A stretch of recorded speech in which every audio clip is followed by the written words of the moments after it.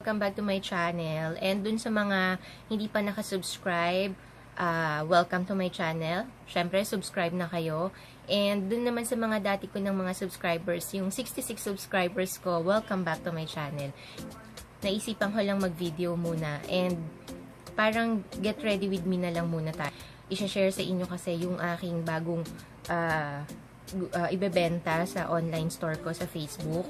At LaGRETA Beauty Corner, hanapin nyo. Marami akong pre-order do. Actually, last year pa sa akin in-introduce ng kapatid ko yun. For 3 days, mga 3 days ago, dumating na sa akin product.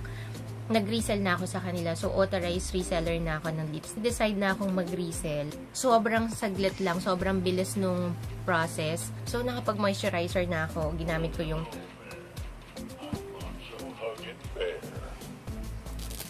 medyo creepy tong si Latso.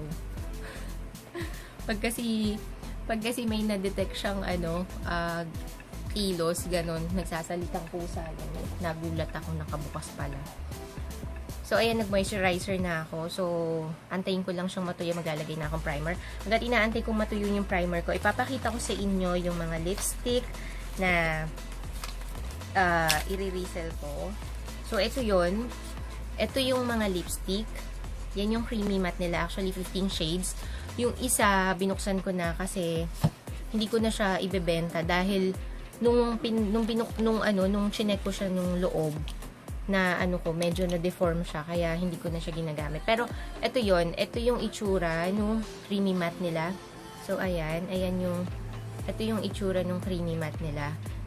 Shade nito is Dangerous Woman.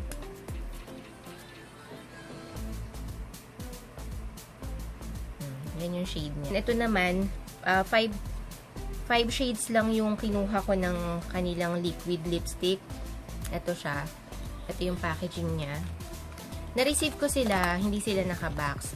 Bibigyan kanila, po-providean kanila ng box para pag may bumili, ikaw na yung maglalagay. Ito yung creamy, liquid, silky matte nung Lipz Diva. Yung tint kasi, 4 pieces lang yung kinuha ko. Hindi ko kinuha yung medyo orange kasi hindi ko siya bet. Pero pag may umorder, pwede naman i-order ko sila. 2 red wine, isang pink blush, and isang purple berry. Ito yung tint. 5 ml. So, ayan. Ayan yung itsura niya. May kasama siyang cards para dun sa mga bibili, i-attach mo dun sa kanilang lipsticks na akong mag-moisturizer. Gagamit naman ako ng No Shine Mattifier Quick Effects na primer. Maglalagay lang ako dun sa may mga visible pores. Magpa-foundation ako. Itong LA Girl Shade Natural.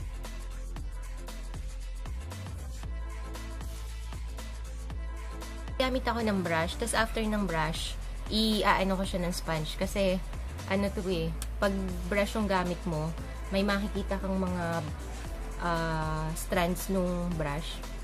So,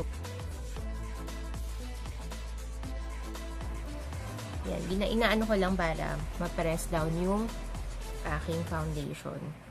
Tatry ko tong Careline Pimple Concealer.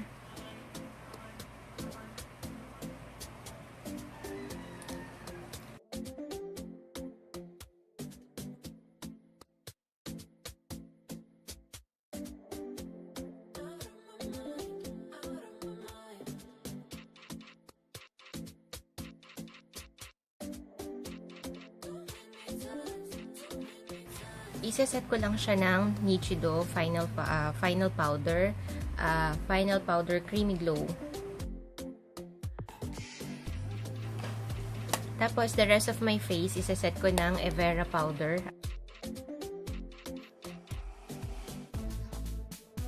Gagamitin ko tong Pop Feel Waterproof Brow Set. Ika-curl ko na yung aking pilik mata.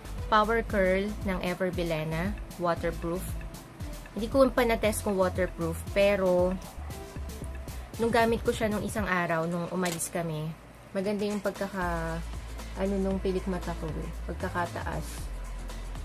Nung high school kami, technique namin pag nagka-curl lash, tingin ka sa baba, para bongga yung pilik mata mo, para kang dragona.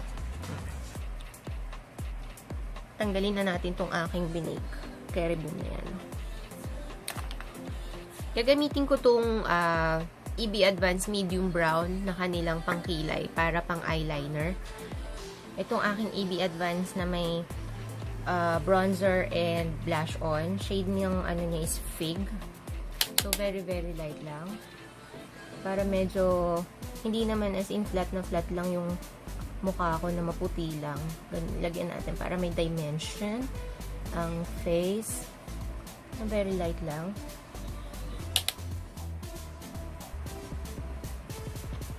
Sa gilid ng aking nose. Very, very light lang.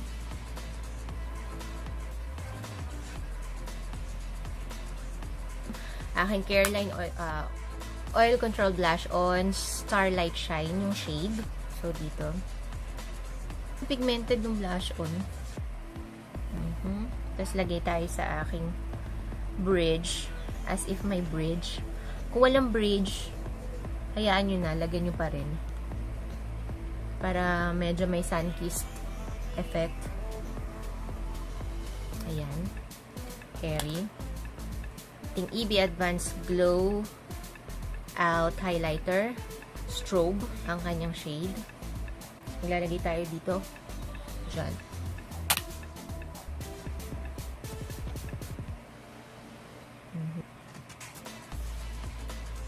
Meron ba?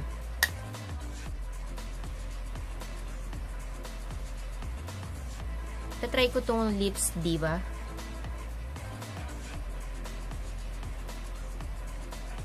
Lalagay tayo dyan ng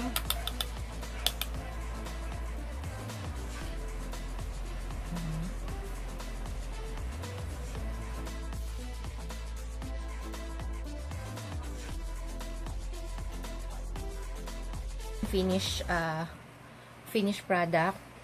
Ayusin ko na lang yung buhok ko. Maglalagay ako nitong Vitress. Very, very light lang. Ganis-ganis lang. So, ayun na guys. Ito na yung ating final look. Thank you guys for watching and see you again sa susunod na mga videos ko pa. Or kung meron kayong mga request, pwede naman mag-suggest kayo. Open naman ang ating comment box for any suggestions. So, yun lang guys. See you again next time. Next time, i-share ko naman sa inyo siguro yung aking mga in-order na paninda from Focalure. Yun, kasi sobrang dami akong nakikita ng reviews doon na magaganda. So, antayin nyo, gagawa rin ako ng review doon or papakita ko sa inyo kung ano talaga yung product na Focalure. So, yun lang again and maraming salamat sa panonood and sana nag-enjoy kayo. So, see you again next time. Bye!